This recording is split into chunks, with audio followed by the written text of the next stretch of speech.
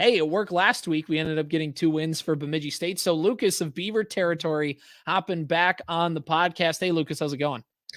It's going good. How are you guys? Feeling a lot better after winning the MacNaughton Cup. Yeah, I would say so. I mean, that was such a blast this last weekend. I managed to get up there for both of the games on Friday and Saturday, with the idea being that, if things don't get taken care of on Friday, that Saturday game is going to be a tense one. And, luckily the guys not only took care of business on Friday, but thoroughly dominated all weekend. And it just made for such an awesome weekend of hockey. And yeah, I had an absolute blast. Sitting right behind the goal, so I got to see all 5 goals there in the second period on Friday, just up close and personal, and got to see the celebration up close. So yeah, just an awesome time. Yeah. I mean, if you're Ian, your picture, the Sanford Center is posting pictures of you celebrating after the game. Yeah, somebody else is in those pictures too, just a lot more up front and center. Mine, you gotta kind of go to the corner of it, but yeah, super fun. I'm glad to see this week CJ spelled MacNaughton right. So we're already although well. Bemidji State did win both their games this week when I spelled it that way. So if we can turn it into an Irish Cup, then we're doing pretty good. Yeah, I had to cop a new jersey. I got this on Saturday before the game because now I'm 2 for 2 buying jerseys in seasons that we win the MacNaughton Cup. So, I guess maybe if I get there next year, if they host the Icebreaker again, I'll have to buy one right away so that we just know that we have the MacNaughton Cup in the bag. Yeah, I'm 1 for 1 in buying jerseys of seasons. They've won an NCAA tournament game. So I bought one after they beat Wisconsin. So I'm hoping that I can cop a CCHA jersey as well. Yeah, well, now if they get to the tournament and they win another game, you are going to be forced to buy another jersey, correct? I'll take it. I'll happily do that. Absolutely. Yeah, so I mean, it was just a good weekend, and we talked about this on the podcast earlier this week that me and Ian did, Lucas. But it just felt like over the course of that series that there was a little bit of nerve, especially in the first game. There's a little bit of nervous energy, kind of with the fans in the building. What did you kind of see? What was like? Obviously, we all don't get to go to every single weekend of games at the Sanford Center. How many times have you gone this season, Lucas? And just kind of what was it like being back in the building? Yeah, so this is my first time since the Icebreaker at the start of the season. I saw the Wisconsin and the Army games. So yeah, it was those games didn't have the greatest attendance either. They're kind of around that 2,000 person mark. I think it definitely looked fuller this weekend, which was great to see. Tense, I think, is how I would describe that atmosphere, especially the first period on Friday.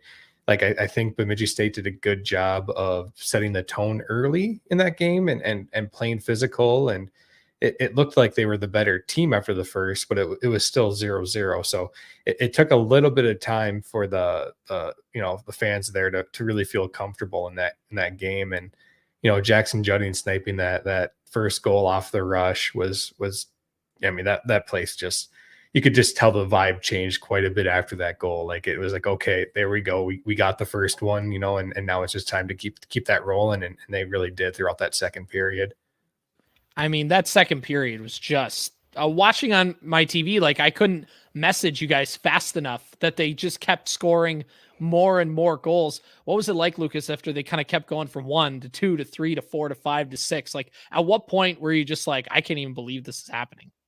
Yeah, I would say, because there was like those 3 goals in about 2 minutes to make it, 4-0 after that. And that was really when it was just like, wow, I at that point, I just couldn't believe it. Like, and just the way that those goals were going in too, it was really odd. Just, Mankato was giving up so much time and space, and just like, there's no way, like the second Jackson Judding goal in particular, where he gets his own rebound and is able to chip it over the goaltender's pad. It's just like, how does he even have that much, space there? How is he able to get to that puck? Why is, Mankato really not defending that better? And same with Casper Magnuson. I mean, his goal to make it 3-0 was kind of a similar situation where he's, 6 feet from net and just no one bothers challenging the shot. So, it was a combination. The Beavers played extremely well. They played with intensity. They played fast. They played physical. But I really thought Mankato did not show well at all this weekend. both goaltending wise. I don't think Tracy got a lot of help on Friday, but he definitely would have liked to have one or two of those back too. And just, yeah, I mean, when the wheels fell off, they fell off, and there was no answer. And that really carried over into Saturday too. I mean, they just couldn't get much going throughout either one of those games. And credit to Bemidji. I mean, they took those chances and they scored on pretty much every single one of them. They got a couple of fortunate bounces, like when Eric Martin's just trying to throw the puck over to Kyle Loft, and for whatever reason, Brandon Cook sticks his foot out like that, and it just deflects right past Ranciere. So, yeah, I mean, you couldn't really ask for any more from the team. That was about as complete of a performance as I've ever seen, and they did it just at the perfect time. And it was just so awesome to see. Yeah, Ian was really excited because he was just waiting to use the not gonna lie, I'm getting cooked video. And Friday it just gave him perfect material. Yeah, like I said, I tweeted it really late, so I missed my opportunity. But the second period was so chaotic that I almost just lost track of the fact that I was like, "Oh, I hope I get a chance to post this meme this weekend." But yeah, I mean, I thought honestly Saturday, as impressive as Friday was, which obviously 6-0 over, as I called them in the last episode, the Evil Empire, Lucas, the team that's held the MacNaughton Cup 6 years in a row, the team that everybody wants to see fail, 6-0 to do it like that, with the cup on the line, just dominating fashion. I thought Saturday was every bit as impressive, and it wasn't a totally different lineup. The only difference was Jack Powell as the extra skater instead of Patrick Satasari, and then Enright as the goaltender instead of Scholes. So it's the same team out there, basically. Obviously there was some injuries that happened in that game, but I mean, they battled through it and they shut him out again. Enright played, for all intents and purposes, really good. He made some great saves in that game. And yeah, it was just like you said, the way that they did it this weekend was just super impressive, because you're coming into the weekend and you're a little bit nervous, not because you don't trust the team. I mean, they picked up 5 points from every series the last 3 weeks, but it's that Mankato effect. They've got it 6 years in a row. If any team can do it, it's going to be them. So, like you said, that second period was awesome. The first period, was very tense. The second period, Judden gets the goal early to kind of loosen the vibes in the building, made it more exciting to watch. And then, 8 minutes later, he does it again. And that's when the fun really starts, is when those goals start trickling in. I mentioned, yesterday, Casper Magnuson, probably one of my favorite players on the team right now. His aura is unmatched. Every goal that he scores, he celebrates like it's his last that he's ever going to score. And I freaking love it, dude. And then I've always got to shout out my Taconite boy, Dante Lawson, doing the dirty work in front of the net, poking that thing in, making it 4-0. That was awesome. That fourth line, I mentioned, again, in the last episode, the fourth line isn't even playing like a good fourth line right now. I think they're just playing like a really good, like Chiddington and McLean are making plays that are just unbelievable. McLean's pass to Wolf in that Saturday game, out of this world. And like I said, Chiddington's pass to Flamang in the third period on Friday was an amazing play as well. So I just can't say enough, especially about Magnuson and that fourth line. Yeah, 100%. And really with the top line, you score 8 goals on the weekend and your first line doesn't get a single point. It's all the second, third, and fourth forward lines. So I think that was even more impressive. Martin got that goal. Okay, Martin got a goal. I forgot about Martin. Yeah. Getting a goal in quotation marks. Sure, but yes, sure. he gets credited for that goal. Yes. I guess he is technically top line, isn't he? Yeah. Okay. He's on the road and Irie line. So yep. Yeah, we'll count that one. That is true. But yeah, Leighton Road's been held scoreless, that weekend, and you're just getting so much depth production right now. It's just incredible. Yeah, I mean, it's a lot of stuff. And I know Ian was just talking about on our last episode of, it felt like with Leighton, like he's just been so close every single time. So it feels like there's going to be like a 3-goal game for him just going out of nowhere. Yeah, he's creating chances every night. Like he's going to pop 1 or 2 here this weekend, it feels like, for sure. He had the one, I think it was in between Judding's first and second goal, where the puck was just sitting on the goal line. Yeah. And I'm like, oh my gosh. He had a couple other really good looks. the one at the end of the game too on Friday where it just kind of skated across the goal line, hit the post and came out. It's like, oh my God, dude, you could tell he wants to score. But I mean, ultimately, I think he's still creating good looks for the team. It just hasn't paid off in a points perspective for him. But like you said, he'll get his. It feels like it's brewing into something really big. So hopefully he can be the spark that carries us through the playoffs. Yeah, and right now there's no pressure on him. I mean, you're getting all that depth scoring, so he just needs to focus on his game, which he does extremely well. I mean, he's such a great penalty killer and 5-on-5 player in all three zones that you don't have to worry about him. He's going to get his when he gets the opportunity again. So I just want to go back to Casper Magnuson too. That empty net goal that he got, that if you watch the replay of that goal and you see Eric Polkamp like look up and start aiming for the net, if you're watching Casper Magnuson at the same time, you just see him taking off for the goal line, just in case Eric misses, which he did. He's going to get there first. And in contrast, there's a top defenseman on Mankato that you see completely stop as soon as Polkamp winds up for that shot. Evan Murr is not skating anymore. He sees Magnuson blow by him and he gives him kind of a couple of courtesy strides, but he's not in that play at all. And that was just crazy to see that difference, with 30 seconds left, one player putting in the effort to win that game and another one just giving up. It was just really crazy to see. 120 minutes of scoreless hockey can really deflate a team that's used to hoisting championships, man. Well, and we talked about it in our podcast earlier in the weekend, and Lucas, add to this too. But like, it just felt like there was an opportunity for Mankato to do what they always do and come in and take care of business and leave with the cup like they've done the last 6 years. And obviously, things have been weird for them from last spring up to now, just with the coach leaving and all the players leaving. But Mankato still, until proven otherwise, was the big dog. And for Bemidji State, not only they didn't just squeak by, they, punched them in the face both nights. And, like you mentioned, there's some effort plays. It felt like there was some frustration from Mankato in the Saturday game as well. I mean, that's just a complete domination. And it's just really, really fun to see against a team that's given you fits over the years. Yeah. I mean, especially on Friday night where I thought the game was kind of, I thought the Beavers came out a little bit flat for the first couple of minutes on Saturday until that Mankato player decides to run Gavin Enright, and that really kind of woke everyone up. It was just kind of odd. Like it was just a great opportunity. I mean, they've won now 6 of the last 8 games against Mankato, and you can kind of tell that tides, it's not as one-sided of a rivalry as it may have been in the past. If anything, Bemidji State slowly, catching up and maybe even surpassing them. So it's just awesome to see. Yeah.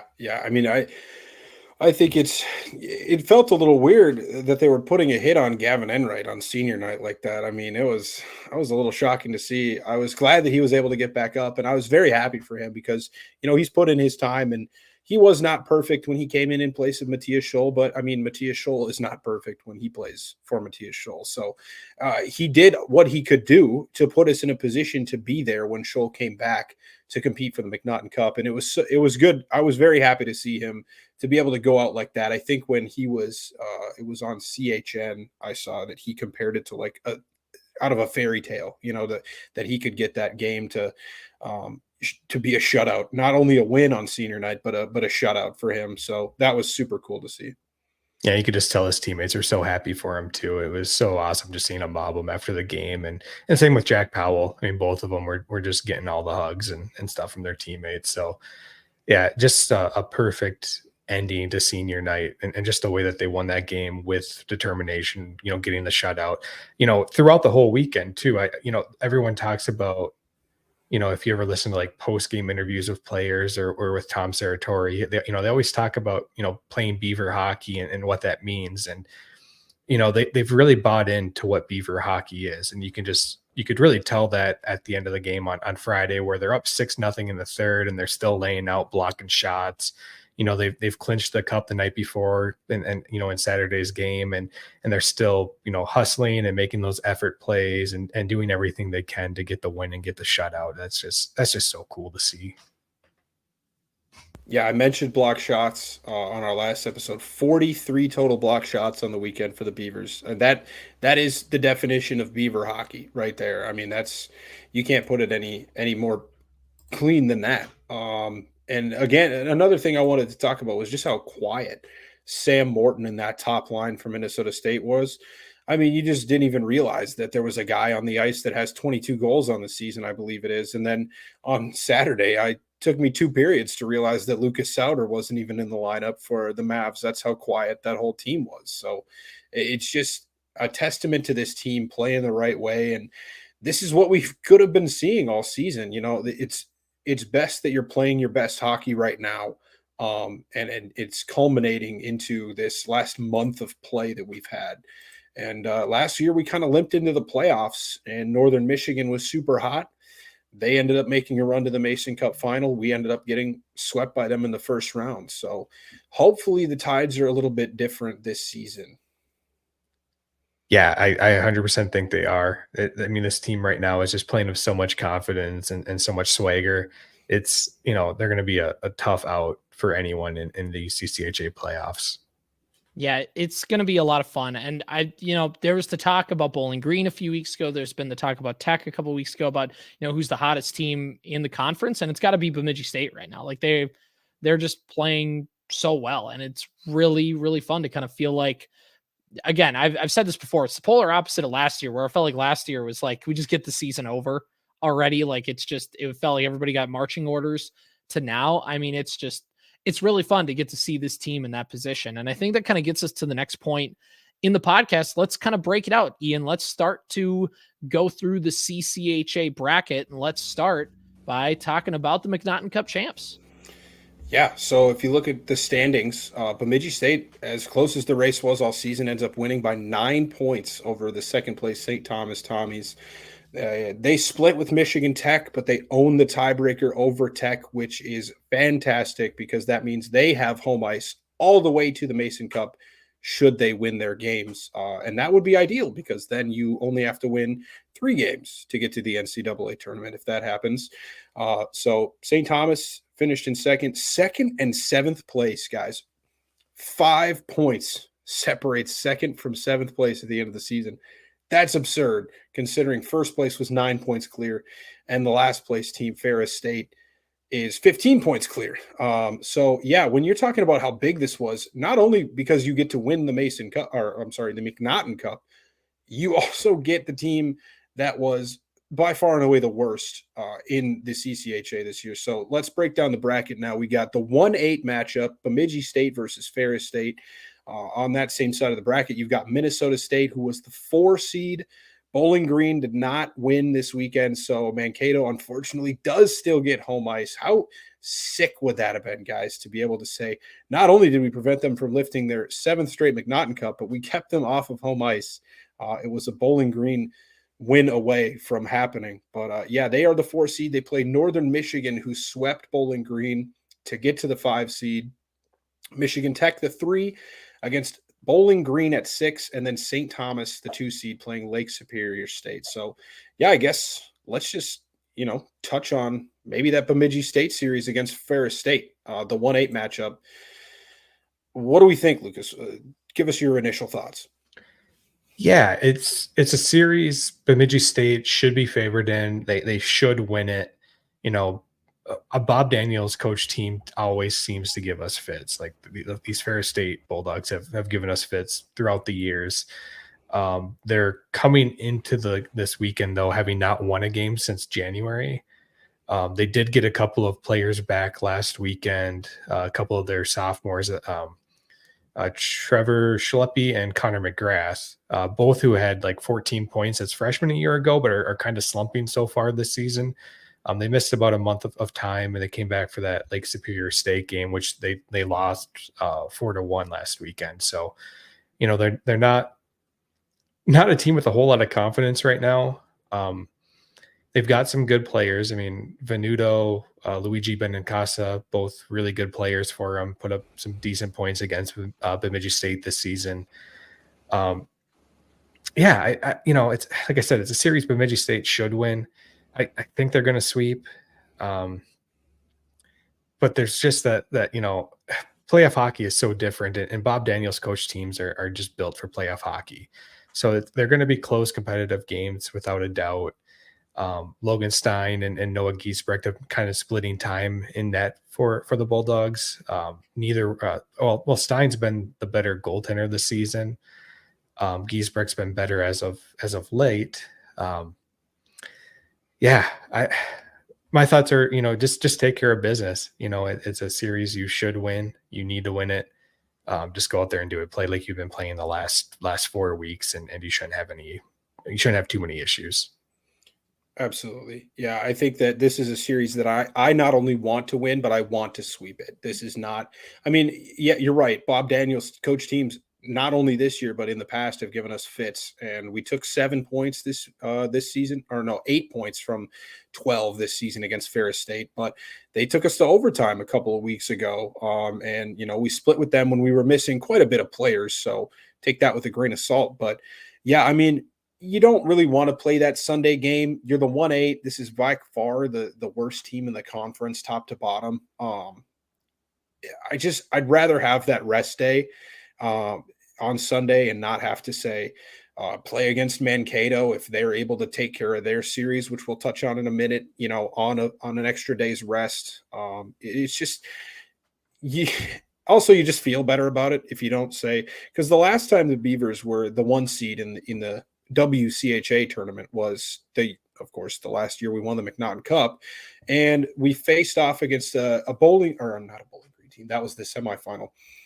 A Northern Michigan team who was kind of peaking at the right time. Obviously, they're the 8 seeds, so they're not super hot, but they had to sneak into that tournament. If you remember, it was 10 teams back then. They had to kind of get hot at the end of the season to sneak in and get that 8 spot. And they took a game off of Bemidji State, but they were able to win in 3 and then lose to Bowling Green in the semifinals. So let's just try to get in here and get out unscathed and hopefully prepare for a semifinal next weekend. Who do you think is going to get the nod in the net for the Bulldogs? Do you think it's going to be Stein or Giesbrecht? I'd probably lean Stein if I'm Bob Daniels, but they probably are just going to go one night and then the other is what I'm guessing. That's exactly what I'm thinking. And it's been weird because usually you have one goaltender always start. Like if you're going to split them, you're going to have one goaltender start Fridays and one goaltender start Saturdays. And that really hasn't been the case with Ferris. They've even kind of rotated who gets the nod the first night and who goes the second. So it's one of those where I guess I expect to see Logan Stein on Friday and Giesbrecht on Saturday. And if it goes to a Sunday game, it's going to be whoever won. It's kind of the thought process there. And I think a big reason why teams like Ferris State do that is those 2 goaltenders play such a completely different style of play. And it kind of just, gives you another guy you have to scout for, that your forwards have to learn how to, have to just kind of think about where they're shooting the puck when they face them. And yeah, it's Giesbrecht had such a rough first half of the year that I was surprised that they didn't turn it over to Stein, midway through the season. But I guess Giesbrecht was kind of banged up early on and has been a lot better the second half of the season too. So I think they both are decent goaltenders. Certainly we've seen decent goaltenders steal games before. So hopefully we don't see that this weekend. All right. So who comes out winning this series? How many games? We all Beavers in 2? Yeah, I think so. I think I'd say Beavers in 2. I could see it going to 3. I think as you go down this bracket, obviously with the parity in the league this year, I think this is going to go one of 2 ways. Every year I kind of think like, oh my God, like every one of these series could go to 3 games. And this year is a year I'd say that again, like every one of these could go to 3 games and every one of them could go either way, except for maybe this Bemidji State series. So it's either going to go like that, or it's going to be kind of a carbon copy of every other year where you think that, and every team just kind of sweeps again. And it's like, oh, okay, that didn't really happen. But yeah, I think Beavers in 2. Yeah, I think so too. You're on a pretty good winning streak right now. If you're going to lose a game, lose it this weekend. Because the next one will end your season. So, but I don't see that happening. I think they take care of it in 2. Yeah, I'm going to go Beavers in 2, and we'll move on. So, Ian, St. Thomas, we mentioned their opponent and Lake State. What are we thinking? Yeah, I think the Tommies are injured right now, and I don't know exactly how many players they're going to get back for this series, but I think they were still skating 11 forwards as of this last weekend against Michigan Tech. So it's a credit to them that they were able to win that game on Friday night, 2-0 against Blake Pietila and the Huskies.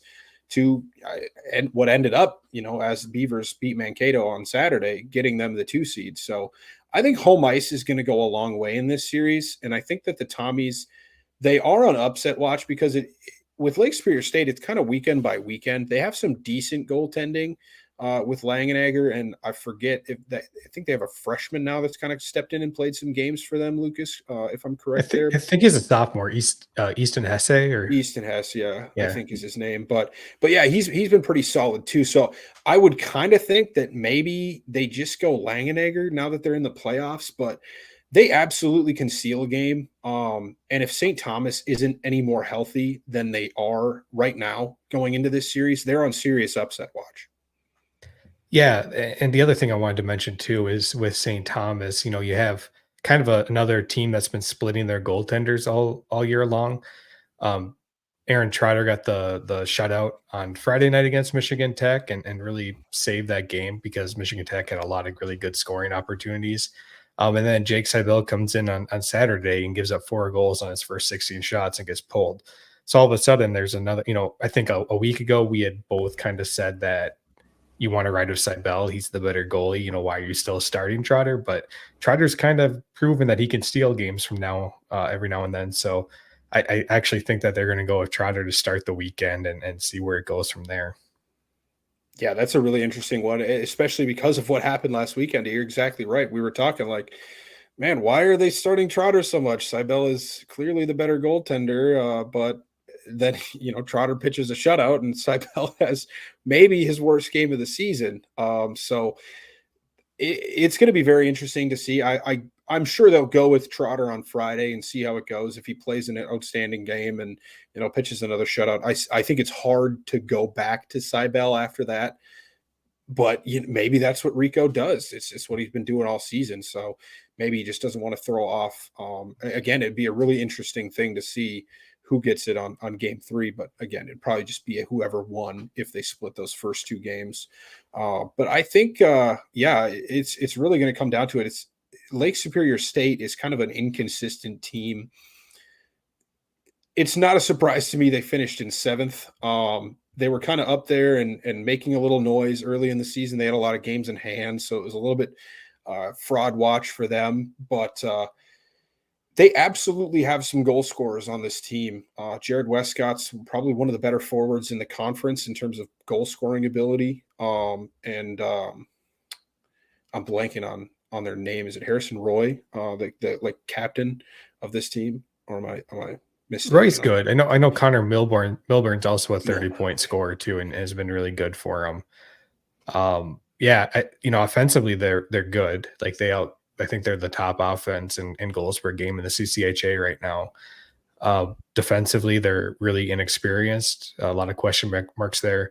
Ethan Langenegger's a really good goaltender, but he doesn't get a lot of help in front of him. So, with St. Thomas too, I was going to mention when you have that many injuries, the Saturday games tend to be worse just because your guys get worn down so much by having to play so much more ice time. If this game goes 3, or the series goes 3 games, I can't imagine what that would be like on Sunday, being that shorthanded and, what the legs would feel like. So, I think for that reason, this is my upset special. I would take Lake Superior State in 3. Yeah, it's a bold claim, but you're right. If they get one of those first 2 games, the Tommies are so shorthanded. We saw it even in 2 games. And I didn't get a great chance to watch being at the Beaver game on Saturday, but that might have been a lot of what happened to them in a 6-0 loss. I think it was 6-0 against Michigan 7-0, Tech. yeah. 7-0, yeah. They might have just kind of fallen off. They got exhausted in that Bemidji State game on Saturday, and they did the same. So they've really got to sweep, I think, if they're still that shorthanded going into this one. I think I don't want to mimic you, but with Lake Superior State's offense, if they can get out to some early leads, I think I'm going to also go Lake Superior State to upset St. Thomas. Unfortunately, for the Beavers, because obviously they want the Tommies to keep moving down this bracket. But I think I'm going to go Lake Superior State in 3 as well. For the sake of just being different, I'm going to say that because, one thing goes one way, it's totally going to happen the opposite. So I'm going to go St. Thomas ends up pulling off a sweep because that's just hockey. I'm going to go with that one. Right. Let's go to the next matchup in the 3-6, and that is Michigan Tech and Bowling Green. Well, this series would be ultimately more interesting if a certain Austin Swankler was playing in it, but still going to be extremely interesting. That's going to be probably the one I put up on the second monitor on Friday night. Yeah, I mean, it was going to be exciting no matter who Michigan Tech drew. If Minnesota State ended up getting some points, they would have gone and played against Northern Michigan in Houghton. So that would have been a great game or great series. But Bowling Green is kind of a weird team because they started off the season and they were really poor. Then they went on like a 6-game point streak and maybe a 6-game win streak. And you're like, oh my God, like these guys might win the damn conference. They have, Northern Michigan and Michigan Tech, who are both struggling and Michigan Tech turned it around. And I guess so did Northern Michigan kind of towards the end of the season here to get up to the 5 seed, but they did not get any points from their last 2 series of the season. And Bowling Green kind of up against it right now. Michigan Tech, they've kind of been there, done that. Blake Pietola, I trust him a lot more than I trust a freshman Cole Moore in net to kind of put up great numbers in playoff hockey. It just kind of feels like one of those series that, I think the games will be close, but I think that Michigan Tech probably has this one in hand. Yeah, you want to talk about injuries. This series is going to be marked by injuries too. Ryan O'Hara, the top scorer for Bowling Green's out for the year. Kyle Kukkonen, Austin Swankler, like you said, are both out for Michigan Tech. They have a couple of other pretty key defensemen and depth guys that are questionable for the series too. So, they're beat up. They are playing at home. Playing in Houghton's always tough, and Bowling Green having to make that trip for the second time I guess they played in Bowling Green 2 weeks ago. Never mind. Like you said, Blake Pietola, though, I think is going to be a huge X factor. You just can't really bet against him very often. He's been so consistent for so many years. The defense in front of him has been playing a lot better recently. To start the year, they were pretty inexperienced, but Chase Pietola, Jed Pietola, those guys have been playing phenomenally over the last couple of weekends. So they're still really inconsistent. Like you see that pretty much every weekend with Michigan Tech, where they get shut out by St. Thomas on Friday and then put up 7 the next night. So, you're still going to have to deal with those inconsistencies. I'm not sure if they can put 2 games together, but I guess the question mark is, can they put 2 out of 3 games together and win? Yeah, I think the inconsistencies have been the biggest issue for them down the stretch here. But the one team they've been consistent again is Bowling Green, obviously putting up 10 goals in that series and not allowing a single one. Did they allow one in that series against Bowling Green? I can't remember if it was 10 to. Yeah, so it was 10-1, I think. Yep. In that series on aggregate. But Bowling Green's going to be hungry. It's going to be a heated playoff series. I kind of struggle with how many games, because like you said, the inconsistencies are going to pop up and it's tough to beat a team 4 straight times. I think I put Michigan Tech through in 2 games with no confidence. I think the games are tight, but I think there's going to be one of those weird goals toward the end of the game, kind of like happened against Bemidji State and Houghton. Michigan Tech's going to pull it off in 2 games, and it's going to be close, but I think I go Michigan Tech in 2. Yeah, everything says that Michigan Tech should win this series, but the CCHA doesn't make sense this year, so I'm going to go with Bowling Green in a sweep. Oh, okay. All right. I'm going to go with Michigan Tech in a sweep. And the reason is I think when you talk about teams that are injured and teams like, when you're kind of in these spots, whoever wins that first game is really important. And there's a reason why a lot of them end up being sweeps is you get down 0-1 and I'm going to make a baseball parallel. Look at Major League Baseball in the wild card series when they have games that wins best 2 out of 3. Winning that first game is so important because it just sets the tone. And if you win that first game, you're in control. The other team it feels like you have to throw the kitchen sink, and any kind of mess up. And especially when a team is, like these two teams are, where they're banged up, and, if you get down 0-1, there's a good chance, not that you quit, but, if things don't go right for you right away in that second game, there's a good chance that things kind of snowball in a hurry. So I think goaltending, going to go towards Michigan Tech. I'm going to say they sweep. Yeah, you're right, CJ. 3-game series makes it, the pressure if you lose game one is immense. Like, you don't have any more room for error after that. Like, even for BSU, if they lose on Friday, even though it's Ferris State, beating a team twice in a row is hard. Sweeping in college hockey is hard. It does not matter who it is. So you're right. The pressure will mount for whoever wins game one or for whoever loses game one. But yeah, Michigan Tech for two of us, and then Lucas with a surprise Bowling Green sweep. Yeah, I just can't wait to see what Austin Swinkler tweets out after the game. I'm sure it'll be great. Yeah, I'm sure he'll be chirping players from the press box like he does. Right. One last series to go. It's the Mavs. It's the Wildcats. It's in Mankato. What are we thinking?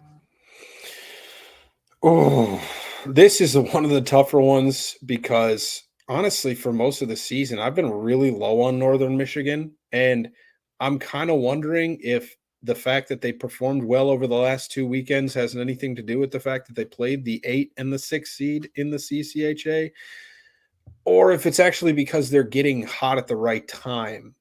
But the same can be said about Mankato. They just got dominated by Bemidji. So how will they respond? Will they want to say, all right, we need to get our ass in gear? Or will they say, yeah, I mean, if not for a Brian Carabas 40 seconds left in the game goal, we might have gotten swept by Lake State and Bemidji State back to back. They're not playing their best hockey right now. This game, I think, goes to 3, or the series goes to 3. There's so many inconsistencies on both sides. Will Benny Halaz headbutt anybody in this series? We don't know. For anybody that doesn't know, he did that 2 weekends ago against Ferris State, and apparently suffered no further punishment for that crime. But yeah, the goaltending for Minnesota State Ian was just tweeting in all caps like Adam Schefter. Assault. Yeah. What is he doing?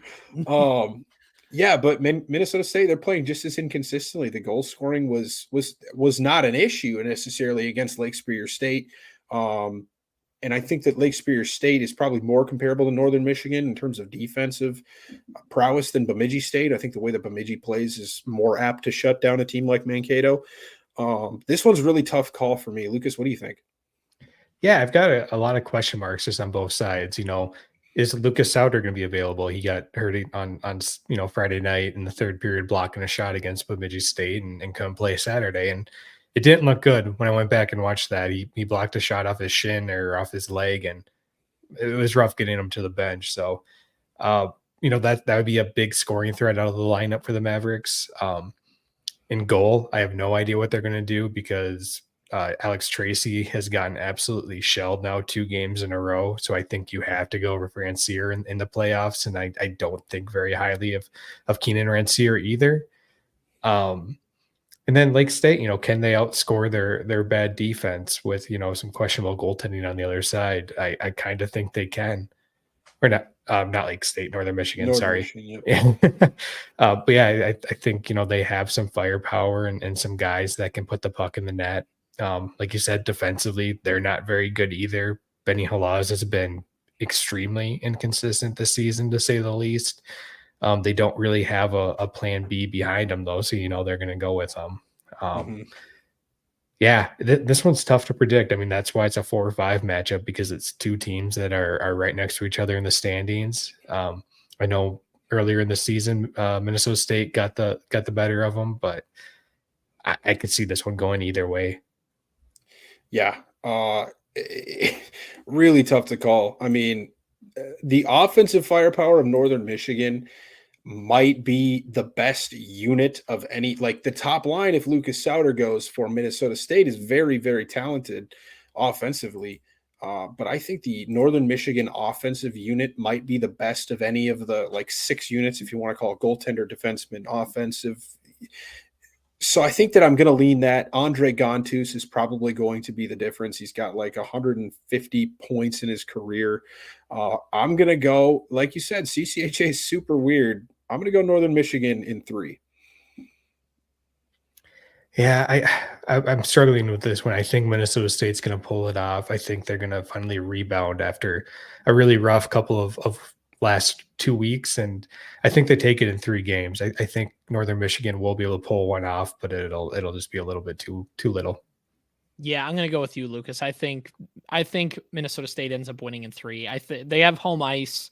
They have enough talent to be able to still get through that first round, and it's just they got home ice. It's big. That program is still in a good enough spot where they'll get past that first round. So I'm gonna go with Minnesota State, despite what I would like to happen, which is them to get embarrassed for 2 more games and walk away with their heads down into the summer. But that's just how it'll be.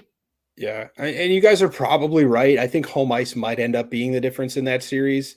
If Northern Michigan was at home, I'd feel a lot more confident picking them. It's a tough atmosphere to play in, especially in the playoffs. Well, it depends how energized are the Mankato fans really after the way that they've been playing in the last month. I think they'll be okay. It's a new season. They do have a very solid fan base down there, even for Ferris State. Like, it's a brand new season. Nothing matters at this point what you did in the regular season for every team in this conference. Nobody's in a position to make it in the pairwise, so it's a brand new season. It doesn't matter. That's why, if BSU takes 3 games, it doesn't matter. Pairwise does not matter. It does a little bit. Like, if you want to maybe, like, if there's other bid stealers out there that are going to be below you, like, maybe you want to make sure that you don't drop another game to the number 63 team in the pairwise. But, like, the likelihood of that happening anyways is and we're getting ahead of ourselves when we're talking that far down the road. So, so that means that Bemidji State, Minnesota State, Michigan Tech, and Lake Superior State would advance if, you just based off of who picked more, based off that bracket. And, we won't break down the semifinals that are hypothetical, but in that situation, Bemidji State would pull the Lakers of Lake Superior State because the seeds are reseeded after the first round, or the teams are reseeded after the first round. So Bemidji State, whoever the lowest seed is in this tournament, will play the Beavers in the second round, in the semifinal. And let me just tell you, if it's Lake Superior State, I'd be pretty terrified. I mean, it's not a team that I want to play. They're the 7 seed for a reason. I don't think they're very good, but we just haven't had very good luck against them this season. And in a winner-take-all, 1-game showdown, I'm not sure there's a ton of teams I'd like to play in this conference right now, but Northern Michigan or Bowling Green look a little bit more appetizing to me than that Lake Superior State team. Yeah, like you said, we're getting a little bit of our head of ourselves, but I would also say Lake Superior State, we never played Lake Superior State with a full allotment of players. I feel like we were missing some pretty key guys in both of those series when we faced them. Being the home team, I think is big for Bemidji State. They're 12-6-0 at home. No other team in the conference has 12 home wins on the season, so they have that going for them. They, and honestly, the road trip from Ferris State to Bemidji absolutely sucks. The road trip from Sault Ste. Marie to Bemidji really sucks. Like, Bowling Green, if they get Bowling Green in the second round, that road trip is awful.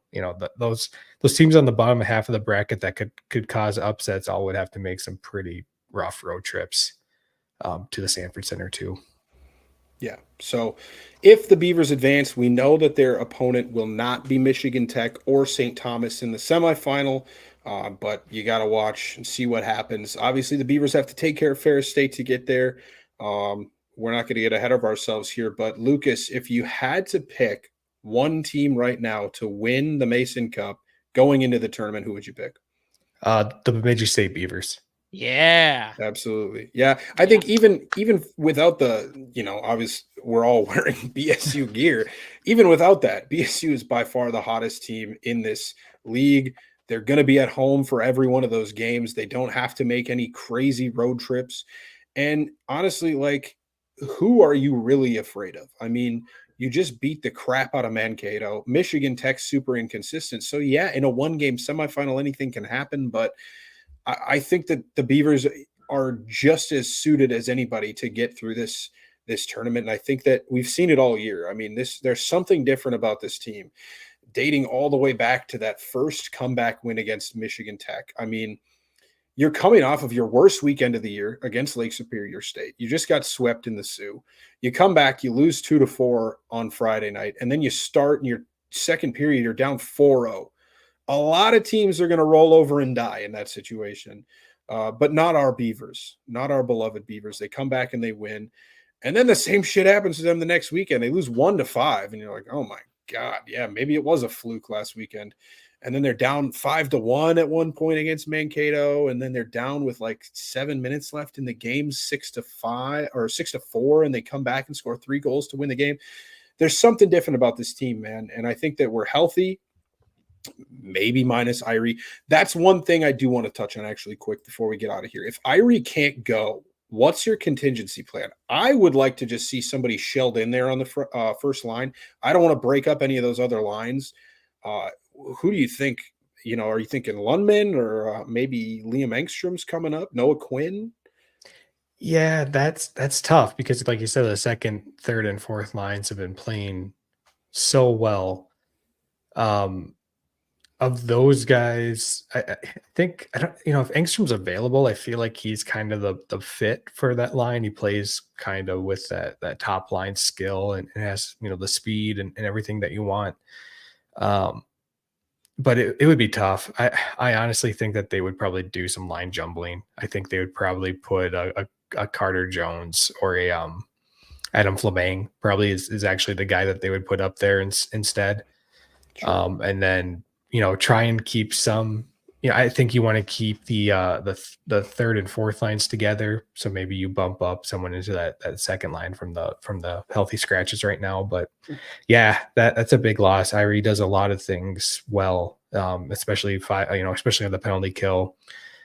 Just plays the game the right way and is just a complete 200-foot player. Losing him would be big. So hopefully he's all right.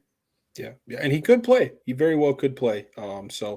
Well, we'll just have to keep an eye on the line charts on Friday night to see what's going on with that. But yeah, I mean, I don't have anything else. You know, that's the first round. Those are the matchups. It's going to be most likely chaos. I mean, we'll probably be hopefully only 75% wrong at a max on these picks because one of them hopefully will have to go our way. And this is a tense time, man, because, you know, obviously you're playing to try to go to the NCAA tournament and lift another trophy, but it could be the last time that you get to watch the Beavers play hockey, which is always a nerve-wracking thing, at least until next October. So hopefully they can extend it for at least one more week. Getting the MacNaughton Cup is nice. I think that following that up with a loss to Ferris State in a quarterfinal series would be a pretty big damper, pretty big wet towel on that party. But I think they can pull it off.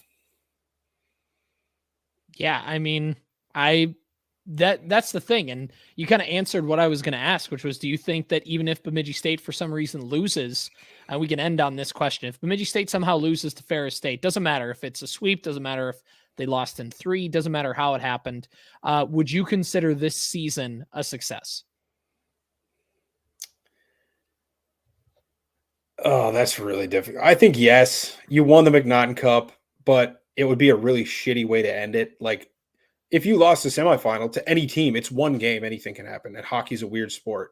That's why we play the game. But this would be a really difficult way to end it. The season as a whole would still be a success. You avoided the second half collapse. Like, you did the opposite of the second half collapse. You played like a top 15 team in the NCAA maybe for the last couple of weeks here.